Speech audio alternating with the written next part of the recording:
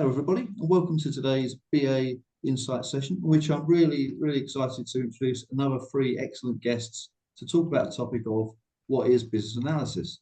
And before we get into the detail, as usual, I'd just like to ask my three guests, starting with Laura, to introduce themselves, please. Hi, I'm Laura Brandenburg, the founder and CEO of Bridging the Gap, and we focus on helping mid-career professionals start and succeed in business analyst careers. So I got my start as a business analyst, over 2 decades ago now, and moved into business analysis from quality assurance, and then worked in 3 different companies as a full-time BA, as a director, overseeing a BA team, a project management team, and a QA team. And then started consulting and blogging about business analysis, which led to where I'm at today, which is running a training company, specifically helping business analysts build their skills. I am the author of How to Start a Business Analyst Career, which is really relevant to the topic we are talking about today, and just really excited to be here. Thank you so much for having me, John. Excellent. Thank you, Laura. Okay, and Angela. Hi, I'm Angela Wick, founder of BAInsights.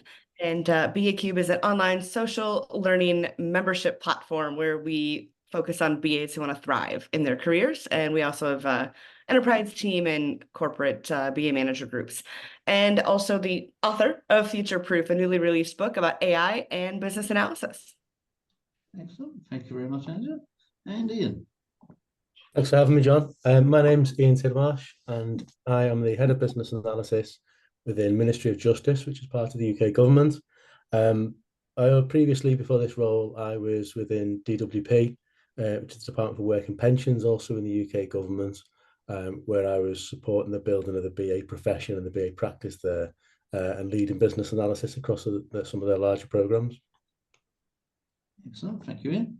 And I'm going to start with a very easy question on what is business analysis. And I'll pose such an easy question to you, Laura, first, but of course everyone will take a turn. I know, this is like easy and hard at the same time, right? So like, in a way, it seems like it should be so easy, but we just see so much variety in the terms of like how the roles show up that it's actually quite hard. And I'm sure everybody's going to have something in their unique perspective to add. The piece that I always go back to, way back when I started Bridging the Gap over 15 years ago, I wrote what I considered a manifesto for business analysts at the time. And it was out of chaos, we create order; out of ambiguity, we create clarity. And so that order and clarity, and also the positive change we create for our organizations, I just see that as the touchstone of the role. And how the role most often shows up today is in that intersection of the business and the technology teams, which is why I originally called our company Bridging the Gap. I think the way we understand the role today is so much more all-encompassing than that. It's not always about tech projects. It's not always about certain aspects of the business or bridging that gap between business and IT, but still most of the roles today have some technology component. But then the BA is also looking at all the impacts of what that technology is going to bring to the organization to ensure that it actually creates some sort of positive change and meaningful outcome for the business. Excellent. Thank you, Laura.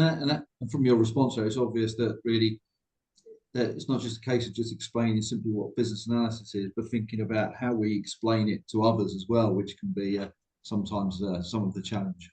But, exactly. Yes. An excellent start. Thank you. Angela, your opinion on that same question, please. Yeah, it's funny. I guess I'll pick up where you left off about, well, how do you explain to others what a business analyst is? And when I think about that, I think about what depends on who I'm explaining it to. There isn't one answer, right? If someone says, well, what's a business analyst? I'll say, well, tell me about what you do so that I can frame it in the context of how they would understand it. And so if it's someone who has no technology or business background, I might say something like, well, business analysts make sure that the processes and systems you use actually work for you and don't make your life worse, right? And then depending on the context or industry they give, I might give an example of that in their industry. So if it's a doctor, it's like, well, the systems and processes and procedures you use all weave together into an experience to help you be a better doctor. And a business analyst is going to help make sure the processes, procedures, and systems together work for you to make you the best doctor you can be, or insert any field using any procedure, process, or system. And that's kind of how I like to describe it to someone who is asking. I think that's a really helpful point, because I think adding that context really can just help it land with the particular individual you're talking to. And sometimes we can be really broad if the person doesn't have any significant context and just asking a question in general. But I think most people probably do have a context, so it's worth sharing it. Yeah, I like that point. Thank you. And Ian, over to you on that same question, please. And how do you follow those two up? For me, I think business analysis, it really does help an organization or a company understand why it's successful, but also understand why it might not be successful. I think we help understand the components of the organization, how they can be improved, and learn from the things that aren't quite successful, but we have that real holistic understanding of what the organization's goal is to achieve. And business analysis and business analysts are perfectly placed to move quite fluidly through the organization and also through an industry to really understand why things are changing or why they need to change. That point about that understanding, Ian, and it sort of dovetails quite nicely, I think, with the point that Laura made at the start when she was talking about like bringing that clarity together. Because I think sometimes it just like helps to have somebody paint that picture and join the dots, and to be able to sort of like play back to the audience as to what you understand the situation to be, to help them sort of drill into a bit more detail, to help them think about what might be a viable solution or ways to improve their situation as well. And I'm sure I'm not doing it full justice, because there's plenty more that BAs do. But I guess just to add my extra point on that, I think the way I found very recently it's quite an effective way to help explain what business analysis is with the help of like a service catalogue or an overview of what business analysis capabilities or deliverables might be, or processes might be as well. So I found that's quite effective, because it sort of almost frames a few conversations, and possibly to Angela's point, you can almost identify the context from your catalogue to help explain it to the person, in some cases anyway. So it's certainly a helpful tool. So I guess going on to the next question, and this one to you first, Andrew, in terms of what are the different types of business analysis roles that exist out there? Am I starting? Yes, to you, Angela, yeah. Okay. Different types of business analyst roles. So that's a really tough question, because there are so many. At the same time, I always try to reset myself or catch myself and others trying to delineate the roles too much, because at the end of the day, we're all trying to do the same thing, and we all work at various levels of detail, and we must, to be successful, hit the various levels of detail. Now, that being said, I think when someone's starting their career, they might kind of be pigeonholed into a certain level of detail, industry or specialty, like a data specialty or a specific ERP system, for example. But as you mature in your BA career, I really think that a BA should be able to take on any role, but you're a BA. You are helping make the users and business more successful, no matter what industry, what system, what process, what level of detail. So to me, roles are tricky. I get a little I get a little apprehensive defining them. I think it can hurt us at times more than it helps, but I'll throw that opinion out for the rest. I'll probably add my 2 pence worth in a little while, but certainly I'm in agreement, largely, Angela. I think about keeping it broad and therefore not pigeonholing yourself by picking up a role. But I'll let Ian take his turn and answer that one before I chip in too much. I definitely agree with you, Angela, that you do run the risk of pigeonholing yourself, and you end up becoming such a specialist. You become siloed. Not a BA anymore. Yeah, You are, absolutely. right? You're the specialist without the context of being able to move around, and you lose the ability to adopt new principles, new practices. And I think the different types of BA, I think it largely depends on the industry in which you find yourself most comfortable in. Using myself as an example, I've been in UK government for over 20 years, and I would say I'm fairly experienced in how public sector works, but I wouldn't describe myself as a public sector business analyst, because that would be ludicrous. I'm a business analyst that can apply my skills in a range of environments, and really try and shut the conversation down when people say, I need a X, Y, and Z BA. I know you need a BA who's really good at doing this particular skill. We are generalists for a good reason. Yeah, couldn't agree more, Ian. And Laura, your perspective, please. Yeah, I love the direction that this particular question went, because helping newer and kind of that intermediate level BA, I see a lot of focus on the specializations. I also think, like, from a profession, kind of one of the ways, like, so the specializations would be around like a business application or an ERP system, like Angela mentioned. Like, we see a huge amount of BA traction, like in the Salesforce.com space, right? So like there is like this understanding of a Salesforce.com business analyst, and that kind of that expands into a lot of other areas too, where we see these titles that really are business analyst roles with this specialty. But the opportunity, I think, that is here from a professional perspective is also often those roles are more based on the specialty than they are on the business analysis skills. And so there's like this embracing or this bringing in of these specialties and these kind of the people who are more like, I know everything about Salesforce, but I have really limited business analysis knowledge, to realize the power of the skill set of the business analyst to really help them go beyond that specialty, right? And bring in more generalist business analysis practices. So I actually think we see so much traction in these specialist roles that it's a big conversation to have. But also, like, on the side, we're really don't have a question around the value of the BA today, but what I see is that a lot of times those specialist roles, like, it's easier for them to communicate their value because people kind of outside the BA profession get it. The generalist BA role, so to speak, like, is just, it's more valuable once you understand business analysis, but like trying to communicate that value outside the industry without the context, which is really what Angela, the answers to the first question was, is more difficult. So, it's a trade-off. And so we do see a lot of those roles. So just to play a little bit of devil's advocate against kind of the what was shared before. Yeah. And it's a bit of a conundrum, really, because it's like Yeah. the way to, what you don't want to do, I suppose, is sort of like hide all your vast experience that covers a number of the different role types that could sit underneath VA. But equally, we don't want to, I think the more experienced you become, you don't want to specialize necessarily, and you want to be able to use that broad skill set and dip in and out of different activities, and that being an overall BA gives you. Certainly that's my opinion on it. And some BAs do, like, some BAs really want to specialize in a specific system or a specific in-depth skill, and like that doesn't make them less of a BA. Yeah. No, that's right. I agree. Sorry, John. Sorry, no, go on in. And going back to what I said, some BAs find themselves comfortable in a certain environment, and they naturally become a deep expert in that domain. I'm not necessarily sure I'd call them a specialist, but they certainly become more comfortable working in that environment, such as network infrastructure, for example. That's a hugely complicated area that you need to be a deep expert in to make a really good go of it.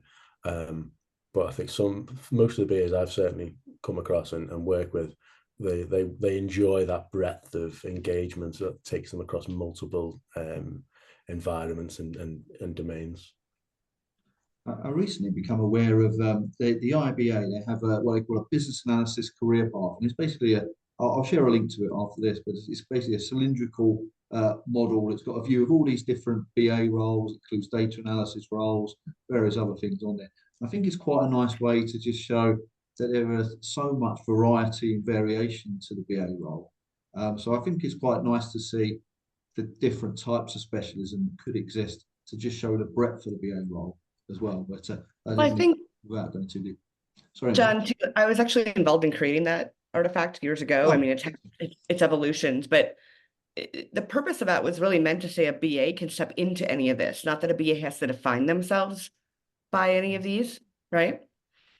And I think that lens is perfect in that case, Angela, because that's certainly the way I interpret it. It looks like it just gives a view of all the different things you could be doing as a BA. Yeah, like, it's kind of fun to think about, like, someone who's got a really vast BA career to be like, oh, if I plotted all of these roles I've had as a BA, it would be quite extensive on that that radial, That's right. right?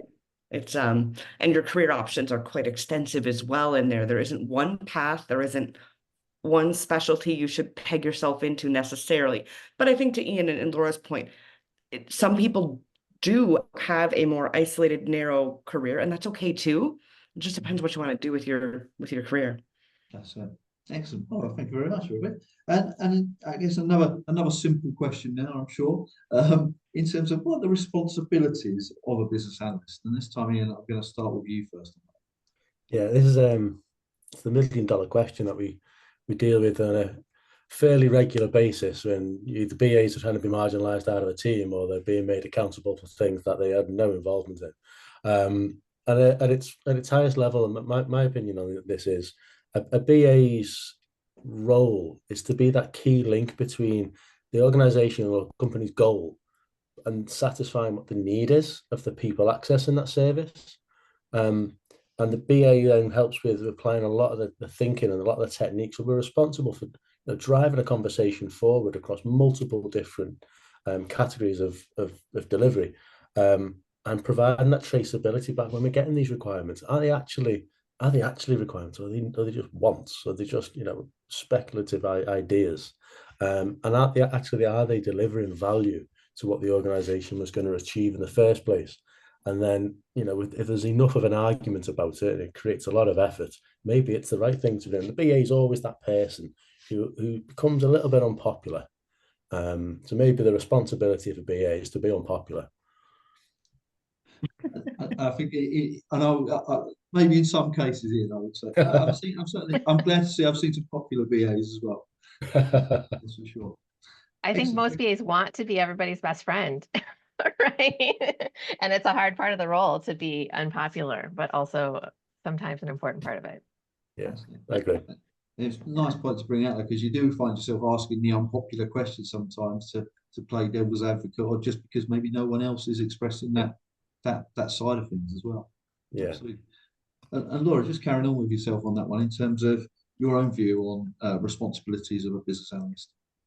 Yeah, I feel like I'm just going to say what Ian said, but in slightly different words, because you never know who it will resonate with, right? But when I think about business analysis, on a project, so I think it's also important to note not all business analysis happens on a project or initiative or collection of time-bound activities, right? Sometimes it's beyond that or above that or more strategic, but on a project, the scope, which is the why are we doing this and what are we doing at a high level, the detailed piece, the detailed requirements, which involves a lot of analysis of the processes, the systems, the data, and then engaging with the team, which doesn't really start after those two things. It's like all throughout that. But even once you're kind of done with whatever that detail is that the team needs to get started, continuing to engage with both the technical and the business team to ensure that change actually delivers the value that was intended. And so if you think of those like 3 stages or 3 aspects of the role, kind of guides you from beginning to end through a project. Okay, thank you very much, Laura. And Angela. Yeah, this is such a tricky question, because part of me says it depends. It's the ability to adapt and navigate this exact question that makes a BA successful, and that your roles and responsibilities can change based on a meeting, the day, the week, the project, the initiative, the stakeholders. That if we take a mindset of my role and responsibility is exactly this, I'm going to caution that, because very few environments work like that. But when I come down to a more full picture answer to this, I'll quote the late Julian Sammy: the BA is here to provoke, prepare, or prevent a change from happening. So we have to provoke changes that should be happening in the operations, in the business with users. We have to prepare ones. And that's a lot of the stuff I think, Laura, you were talking about, right? Preparing the change and following through and working to bridge the gap. And then also preventing changes from happening that shouldn't happen, that get requested, is a really, I think, often neglected role and responsibility that we have. Yeah, I really like that. I mean, I like all the points, but certainly prevent, Angela, is a really strong one. And it probably goes back to Ian's point about being unpopular sometimes, in that, I know from my own experience, sometimes I'm brought in to look at and to help implement a solution, and actually it can be quite unpopular to say, hang on, why have we chosen this solution? Yeah. Is it appropriate? And you sort of take things back a little. I mean, I think the majority of BAs, and especially at the entry and mid-career, are all about preparing for changes that someone's asked for, or that a scope of a project was defined for. I think as we get more senior in our careers, and the future of business analysis is going to be a lot more about preventing and provoking change. So really recommending changes that should be happening based on evidence and data-based things about performance of users and businesses and systems, and then preventing stuff that people are asking for that just shouldn't happen. And I think, I mean, today that'd be great if all BAs had all three lenses of their work, but I think very small percentage, and they tend to be very senior, do. But I think in the future, it's going to be much more important to have all three. And Just an evolution as well, isn't it? Like, it's because not all BAs immediately have the same level of experience or exposure or duration. So I guess it's just one of those things that for some it will just evolve, so they gain those extra skills, those extra perspectives that you can't just have from the start. Yeah. Sorry, you didn't make one. Sorry, John. And just to extend that prevent a little further, we can prepare and deliver change, but part of that is also included in prevent. With the emergence of technologies, and it's getting so intelligent now. I'm not going to use that two-letter acronym that everyone's quoting at the moment, but with the emergence of all this latest technology, we need to be able to prevent misuse and prevent bad actors from accessing the needed change. The change was absolutely necessary, but then it becomes a part of that design. How do we prevent the prevention design, and making sure that the things that we are delivering, the change we're advocating for and leading for, isn't misused to the point where it's then seen as the wrong change to have made. And then that reflects badly on the business analyst who was leading this change. That's right. And I mean, there's not too much more I can say, of course, after your three expert answers. But I suppose the way I might answer it as well is that, in terms of roles and responsibilities, I think sometimes people can get confused with the role and the person. Like, I quite often will see an individual asked to perform project manager type roles or testing type roles, and I think that's quite fine, but it's clear, it's easy to, I think it's appropriate sometimes to recognize that a person can be a BA, they can be a tester, they can be a PM at the same time.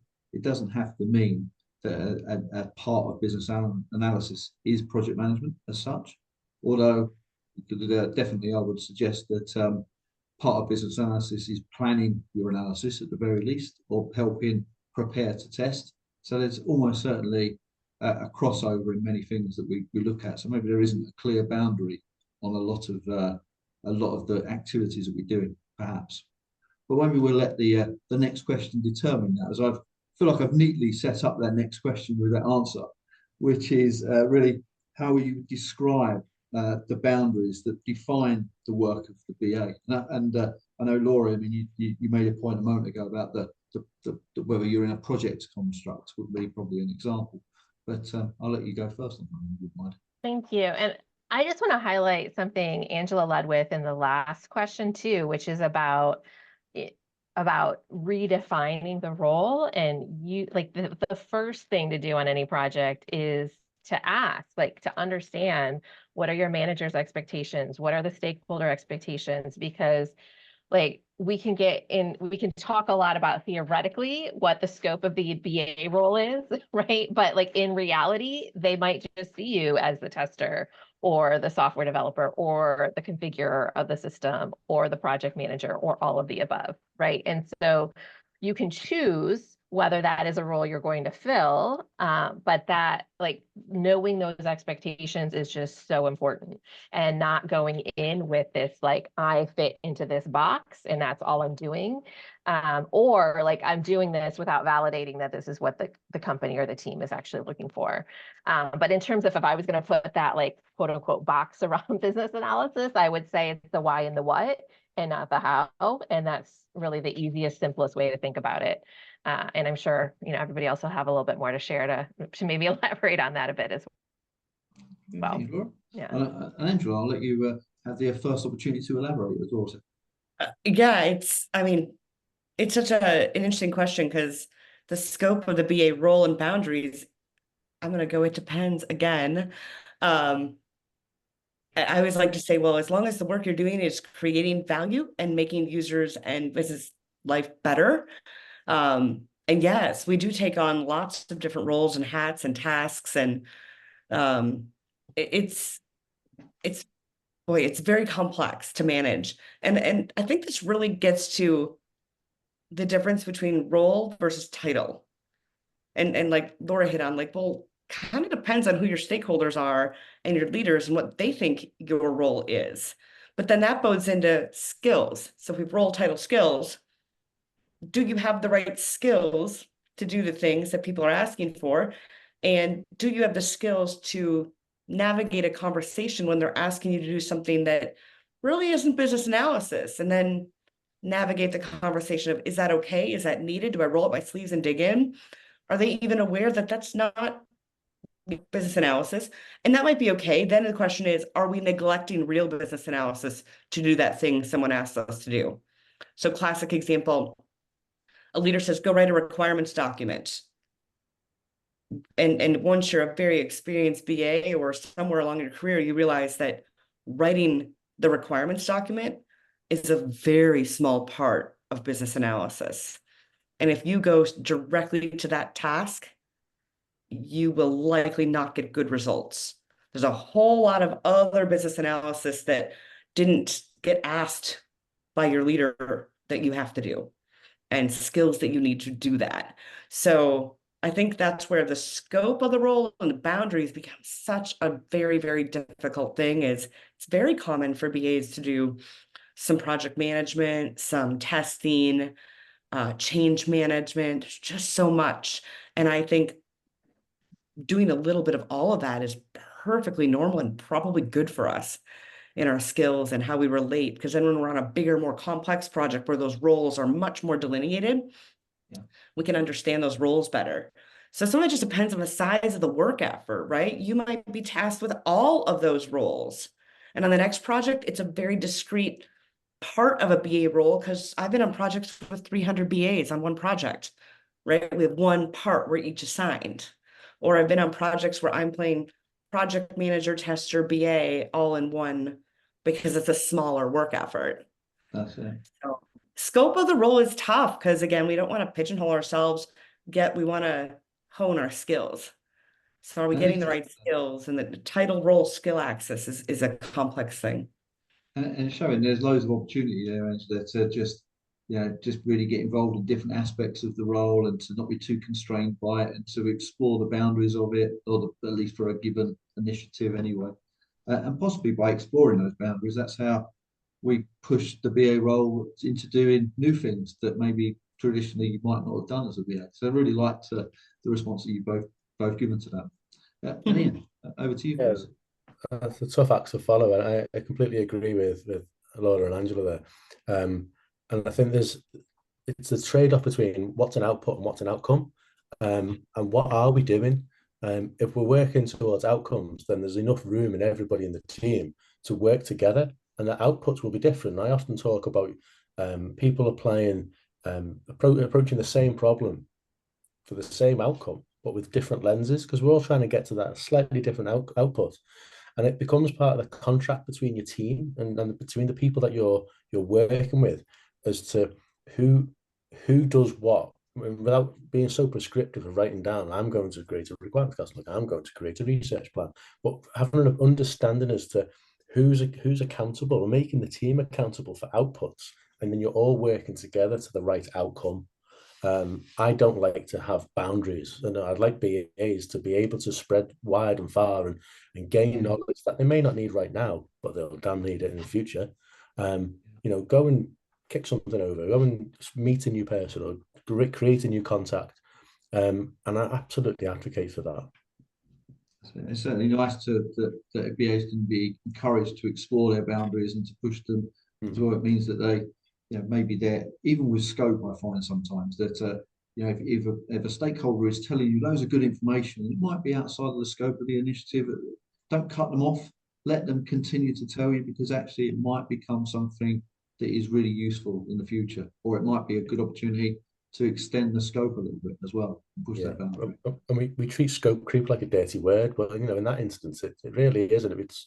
It's unlocking hidden value that we may not have considered when we first set out the purpose of the project, and I absolutely agree with that, John. And I mean, I guess I mean, holistically, I mean, what the answers you've given there, it's very clear that that actually is a good opportunity for BAs to almost apply the business analysis techniques upon themselves as they start an initiative. So rather than, wait till they're in the midst of the analysis and start applying, questioning and root cause and going into various techniques they might use, is to actually just apply that to the first conversation. What is my role? What is my expectation? Why is it an expectation? What can I do? Have you thought about this? And that, really all I'm doing probably is just rephrasing slightly what you've all said as well. So I would do no more than that, but very interesting points you said, sure. I wonder then, I mean, very much related to that question, and I'll pose this question to you, Angela, first, in terms of whether you've ever experienced any misunderstanding from other stakeholders in respect to differentiating the BA role to that of others, be that PMs, POs, or otherwise. Oh, of course, right? Absolutely. And if we think about our stakeholders, especially on the business side, they see the project team or product team as one team. They don't know the difference between everyone on the team and what their roles are. And I'm not sure they need to. What they need to know is that they're going to get the outcomes that they want, and that we're working together as a team to leverage their time appropriately. So, for example, imagine being a mid-level business leader and getting meeting requests from 4 different people on the project team, and you don't even know their roles or titles. You're just like, why is this project scheduling so many meetings with me? Right? And then they feel like you're talking about the same thing every time. They don't see the difference that the project manager is working on a schedule, and then someone else is working on a test plan, and someone else is working on requirements for this part, and someone else is doing it for this part or this component of a system. Your business team is just like, what is going on? I need this change. I need these users to be able to do this. Why are so many people so uncoordinated? So, right, their perspective is we look uncoordinated as a project team. And that's something that to me drives this question of, are we collaborating with those other roles and coming with a united front to our stakeholders? And again, the role, title, and skills is what we have to not get hung up on. My role as I face a business team, I don't want to get hung up on my role and title. I want to work with my team to come with a united front. And that right? makes me think, Angela, about the skills of a BA, bringing people together actually, and it's perfectly acceptable, I think, in that situation to know that if you as the BA need to speak to a stakeholder, knowing that the tester in that example might need to speak to them as someone else, perhaps you can be the individual that brings that group together, helps them recognise that we all need to speak to the same stakeholder, as you noted in your example. So let's try and find an efficient, easy way for that to happen so that we all get a little something out of it. Or perhaps maybe, I mean, there's even scenarios I recall where you'd have different BAs who are responsible for slightly different things, approaching the same stakeholder. And I think in that situation, there's a lot to be said for coordinating, which I think is the point you made, and trying to establish, do you both need to attend that session? Could one perhaps represent the other and feedback? Or does it make sense to go together? So I think bringing that team together and that collaboration is a strong thing. So it's like your title and role means not a whole lot when you think about, wait, I'm trying to achieve an outcome for this business group. Yeah. Like, let's, in some ways we have to reframe our face in the face of that other team, depending who they are and what they need, right? Yeah. And Ian, your perspective, please. Yes, it's an interesting one. So I predominantly work with multidisciplinary teams, and within the organisations I've worked in, the fairly large organisations with equally large professions. And the BA role over time has had to move and evolve and not be as deep in certain elements of user-centered design and speaking to the users quite as deeply as we maybe have in the past.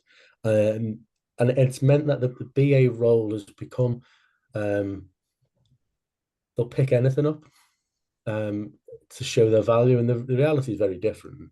It goes back to what we said before around the team can all be working on the same thing with different outputs, as long as we're trying to achieve the right outcome. And where we find that activities fall through the gaps, it's generally picked up by a BA, and there's a misunderstanding that we're there to support the team rather than actually deliver some value. And that's a difficult one to try and sell to new BAs, that your job isn't just to sit there and produce requirements and user stories and draw diagrams. You know, your job is to really get into the nuts and bolts of why this thing is a problem, working with other professions to do that as well. And it reminded me, I was in a workshop yesterday with a team of BAs, and they were talking about what they're all working on, how they're all working, and the sort of thing that they're applying their skills to. And it was very different. And I found a BA Times article, quite an older one, by Patricia Henniger, around the A in business analysis does not mean anything. And the danger we've got is, because we're so good at documentation, we become the oracle of documenting. So we need this thing documented. The meeting notes need documenting. Well, go and get project support. We're a BA, we're a skilled professional. You know, we're really good at facilitating conversations between stakeholders. Great, the BA will run every workshop and run every meeting and every activity we have with anybody, the BA will run it, and then they'll write it all up. You know, things like anything that doesn't fit neatly within somebody else's profession, the BA can pick it up. And just that phrase, the BA, really grates on me because you start to lose that professionalism that we have. And we do good work and we do valuable work. And I think you only know where good business analysis should be when you don't have a business analyst. Yeah, very true. Laura, your view. Yeah, I have an example from kind of a different lens, and this was my second Agile BA role, and the team had never worked with a BA before. So it was a really small company. Their CTO was essentially the business analyst, as well as some of the software developers were doing some of the business analysis. And I was brought in to help navigate a more complex, like, business stakeholder environment, because they had brought in a bunch of new business stakeholders as part of like growth and acquisition. And you know, I showed up using some of my tried and true skills, one of which is, when it comes to the software requirements, use cases and wireframes. And one of the lead software developers on that team was really upset because in his mind, he was the UX designer. Right. And I sort of unknowingly, unconsciously, like, trampled over that, even though for me, the wireframes are more a tool of showing what the possibilities are, helping gain alignment with the business stakeholders about what they actually want, right? Like, validating that we kind of understand what the business wants before I brought it to the tech team, because I was always also very aware of wanting to optimize developer time and not waste developer time going down false roads that the business hadn't even agreed to yet. Right. And that was one of my tools to do that. So, you know, it was just a really interesting experience of, you know, there was also like a emotional, personal relationship issue there, right? Like, there was like, it was not handled well in any way. But I remember feeling like really, really like, wow, I just never expected that I could trample unknowingly on somebody's role so easily and create such a divide. And that's part of the reason I coach, you know, I wanted to emphasize here around clarifying your role, clarifying expectations with everyone, because it's really easy to step into some of those like minefields when you're just not aware of the roles people play and like the significance that they attach to some of those roles and deliverables as well.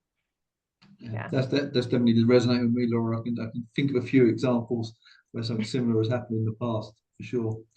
I mean, and I guess that all I might add in that situation really is I think when it comes to misunderstanding of the BA role, I think a lot of the time that when I'm interacting with stakeholders, I think the misunderstanding is not necessarily that they're expecting us to do like different things that are outside the BA remit, but I think quite a lot I'm seeing that there's an insufficient awareness that there's a wide variety of BA skills and activities that we can perform. So we tend to get sort of pigeonholed. We could do to just do the requirements or just to draw a process flow. And actually, spending as much time as we can with our stakeholders, giving them not just a view of how we would deliver the particular thing they're asking, but giving them a view of all the other things that we can contribute to as well, can be quite valuable. And I know from talking on these sessions in the past, there's certainly been a number of individuals, guests, that have brought up the concept of being involved in the analysis a lot earlier, so that they can actually help contribute to the decisions around the solutions or the path or the approach that's taken as well. So I think that's probably the angle I will take on misunderstandings. I think as we've sort of tended to on this session so far, which I'm glad, is that as each of you have sort of given your answers to certain questions, you've nicely given a lead into the next one, and this one's no exception. So Ian has kindly talked about that role and the evolving role of the business analyst. So I'd like to start with you, Ian, in terms of what you see, how you see the BA role evolving in the future. You would. I mean, you're finishing off with an easy question, like the way you started it. So I think the role of a BA evolving, and I see this, it's kind of evolving to go back to what it was. We've tried to work in these really strong multidisciplinary teams, and we do business analysis in isolation as well. We do work on big change programs still. But I see business analysis starting to readopt, if that's a phrase, becoming much more data confident, creating much more involvement in class diagrams, producing more UML stuff. We've rolled enough services in Glitter now where we can't possibly write any more front-end websites. We've got to really deal with the legacy that's been left behind, and really get into systems and start to understand data more. And how do we use these hundreds of terabytes worth of data that just exists in companies, and how do we make better use of these for customer outcomes? So I see the evolution of a BA role becoming much more data confident. What I don't think we're going to become is data analysts, but I do think we need to be data confident, and in some cases more data competent as well. Yeah, I really like that. Both those terms are not ones I've heard before, but I think they definitely, I think they hit the nail on the head. I think it's the term I would use. Perfect. Laura, your view on the what you see as happening in the future for BAs? Yeah, I think it's an exciting time for BAs. I think we've had a decade or more of just like tooth and nail fighting for our value, and the rise, like the tide has turned. We're like really on a rising tide now, where people are appreciating the skill sets, maybe not necessarily the title, but the skill sets are being seen as absolutely essential. And so for me, the future, or like the now work to build the future, is really to acknowledge the window of opportunity we have and make sure that as we're doing the work we're doing it in a value focused way, both the value in the project context, but also, and I think that speaks to part of what Ian was talking about, but like aware of the value that our organization's creating and how value flows through our organization, so that we are tuning into those opportunities and bringing that knowledge into like the project space. I also maybe perhaps hopefully this is more of a hope and an aspiration and a dream than knowing that it's in the future, but is, that we have opportunities to build some value-centric philosophies into organizations as well. So whether that's sustainability, environmental consciousness, social justice, like the VA skill set can look at the systems, the processes, the people, the structures that are in place, and like dismantle the things that aren't working and start to create that change, to change the culture. So I would just see that as a huge opportunity for a business analyst with that kind of mindset as well. Sounds like some exciting times in the future, Laura. Yeah. Hopefully. Angela, your view, please.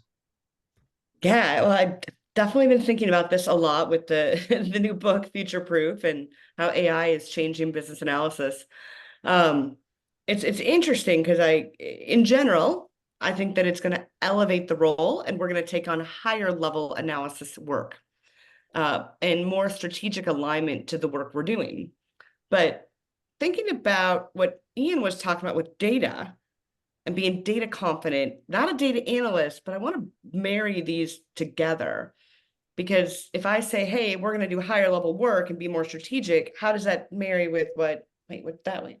Ian's saying, which way is he on the screen? And it's that we can't do that data-centric work without understanding the strategic alignment. And so much like today, BAs need to work at a very detailed level and a very strategic high level and bridge that context of detail and high level. I think the detail work we do is changing. It's not documentation and tech spec and task level stuff. It's understanding the strategy and the data that drives the strategy, but then digging into that data and evidence. So in summary, what this all comes to is the BA's role in helping organizations make decisions. So if you think every requirement is a decision to be made, and that decision making at all different levels with AI is going to be faster. So the concept of decision velocity, and how do we prepare, prevent, and provoke decision making from happening poorly or too slowly at the right time, at the right level of detail, and with the right people. So in my mind, the future of BA is our data-centric work, our value-centric work, but also the strategic alignment and decision velocity, where we may be called to, in the future, make and facilitate 100 times more decisions in a day than we do today. So how are we going to do that? We've got to have data, we've got to have evidence, we've got to understand the data, we've got to be able to present the data and visualize the data in the context of a strategy, and our tried and true BA skills in the context of data flow, in the context of user scenarios, in the context of all of the BA things we know of. Now we have to ratchet up our leadership skills and data skills to get that decision velocity happening, because we're preparing others to make decisions is essentially what I see our role as. So, and I mean, and that just shows me, building on what you all said as well, I mean, really just exciting times, business analysis. There's loads of opportunity, loads to do, loads to get involved in as well. I think just as well, building on what you said about that window of opportunity and thinking about, it's not just delivering specs anymore. I think there's a good opportunity as well for business analysts to sort of mold what their deliverables look like without the confines of it having to be an FSD or a BRD. The output can look however it needs to be, depending on the scenario. And I actually take a little bit, I could be a little controversial here. I take a little bit of angst with the idea that BAs have deliverables, because deliverables are the things that produce outcomes in the business. The work we do as BAs is like this tiny little part of a big chain of value. It's not the deliverable itself for the business and users. That's right, yeah. And so, right, so it's kind of a funny thing to say that BAs have deliverables, and like when working on a BA COE or a BA practice, we have to be very careful not to pigeonhole our practice into saying we do these deliverables and here's how we measure them and here's our value. Because let's face it, our deliverables are not valuable independently. That's right. Yeah, I don't think, as you say, think about it. You stop to you forget that partnership with all those other disciplines and professions that are also part of the change cycle as well. I'm conscious of time, but sorry, can I just add there, John? Just going back to something Angela said around, we're going to end up having 100 times more conversations and meetings about how do we do X, Y, and Z, but we're also going to have to create these things in much greater efficiency with an eye on cost and making sure that the outcomes are faster, and there's so much competition. And I think we really need to start creating better relationships with complementary professions, service and professions that really do work with us.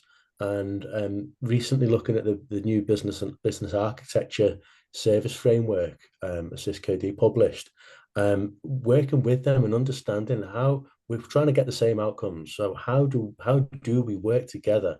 And the two frameworks for business analysis and business architecture are very closely aligned. They contain a lot of the same information and a lot of the same skills and approaches. But how do we agree? What's our contract that we make sure that we get the right outcome by us having our own space, working together, dividing the effort, and making sure our outputs are aligned. Yeah, absolutely, absolutely. Well, I mean, I feel like we could probably have a conversation for another hour. Actually, you'll be pleased to know we won't, because I know you have to go. But thank you very much for your time and your insight and your expert views. Really interesting as usual as well. So I will definitely look out for you as I always do. Their posts, articles, etc. I know that you post as an example, so we'll keep an eye out for that. So thank you very much. So thank you. We've waffling on. Thank you. Thanks, John. Thanks, John. All right. Thanks.